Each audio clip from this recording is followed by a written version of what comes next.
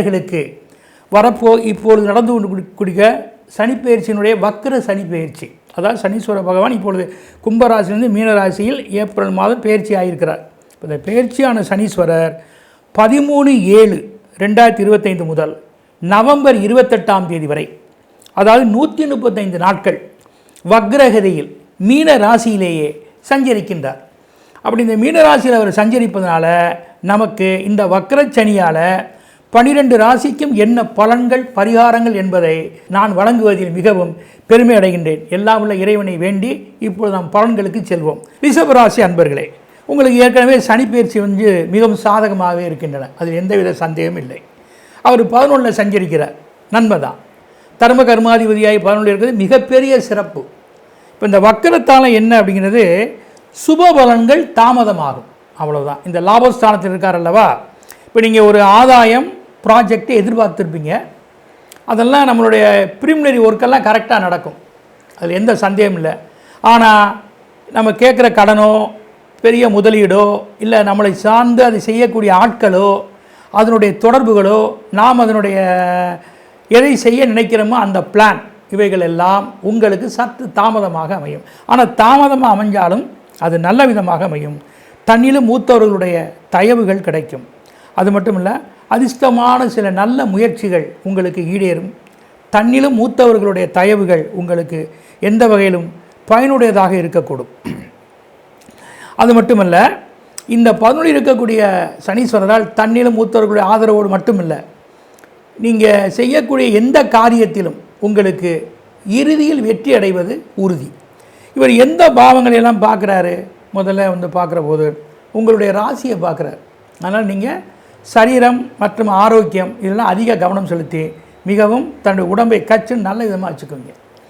தனக்கு விருப்பமான ஆகாரங்கள் உணவுகளை உங்களுக்கு அணிந்து உணவுகளை சாப்பிடுவதும், நல்லதொரு ஆடை அணிகலன்களை அணிந்து கொண்டு அட்ராக்டிவாக சென்று வருவதும் இவையெல்லாம் உங்களுக்கு மிகவும் சிறப்புடையதாக இருக்கும்.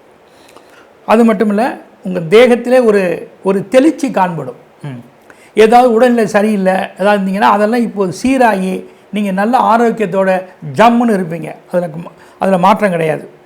5ஆம் இடத்துக்கு அவருடைய பார்வை இருக்குது. உங்கள் குழந்தைகளுடைய தேவைகளை பூர்த்தி செய்வீங்க. குழந்தை பாக்கியம் வேண்டும் என்று நினைப்பவர்களுக்கு கண்டிப்பாக அந்த பாக்கியம் அமையும். பூர்வ புண்ணியத்திலிருந்து நீங்கள் எதிர்பார்க்கக்கூடிய எந்த ஒரு விஷயங்களும் உங்களுக்கு கைகூடுவதற்கு அதிக சந்தர்ப்பம் இருக்கின்றது. அதிர்ஷ்டம் என்பது உங்களுக்கு விரைவில் உங்களை வந்தடைவதற்கான வாய்ப்புகள் உண்டு.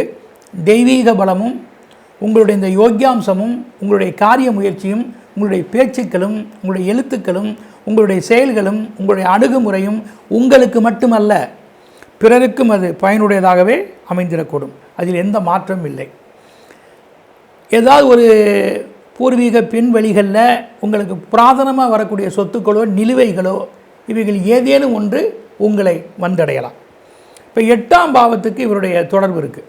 இந்த 8ஆம் பாவத்துக்கு இவருடைய தொடர்பு இருக்கிறனால உங்களுக்கு கண்டம் காட்சிகள் இருந்தவங்க, ஆரோக்கியத்தால் பெரிய பாதிக்கப்பட்டவங்க, இல்லை சரீரத்தில் ஏதோ ஒரு பயம் காட்டக்கூடியவைகள்லாம் இப்போது நீங்கள் தக்க மருத்துவ ஆலோசனைகள் செய்து இல்லை மருந்துகள் சாப்பிட்டு உங்கள் உடல் நல்ல விதமாக குணமாகும்.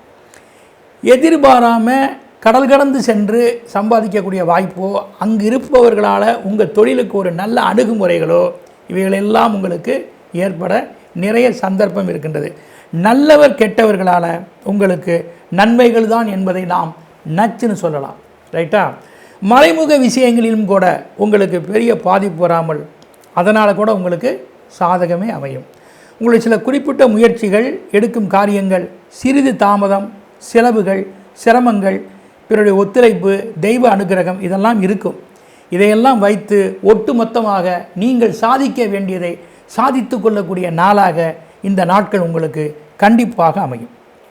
உங்களுக்கு இந்த நல்ல பலன்களை பெறுவதற்கும் மேலும் உங்களுடைய வளர்ச்சியை கூட்டிக் கொள்வதற்கும் என்ன மாதிரி நன்மைகள் உங்களுக்கு இந்த சனிப்பெயர்ச்சியில் ஏற்பட்டிருக்கிறது?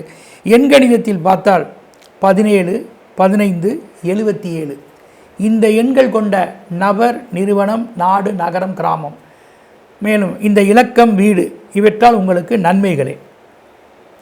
அதற்கு அடுத்தபடியாக வடகிழக்கு திசையும் வடக்கு திசையும் உங்களுக்கு வரவுகளையும் செலவுகளையும் திரவிய லாபங்களையும் வீடு வியாபார ஸ்தலங்களால் நல்ல ஒரு முயற்சிகளையும் உண்டாக்கும்.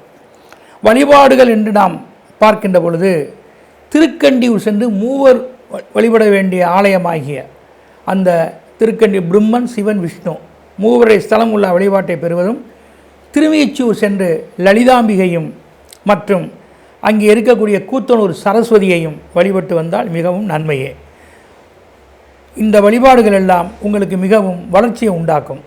மற்றும்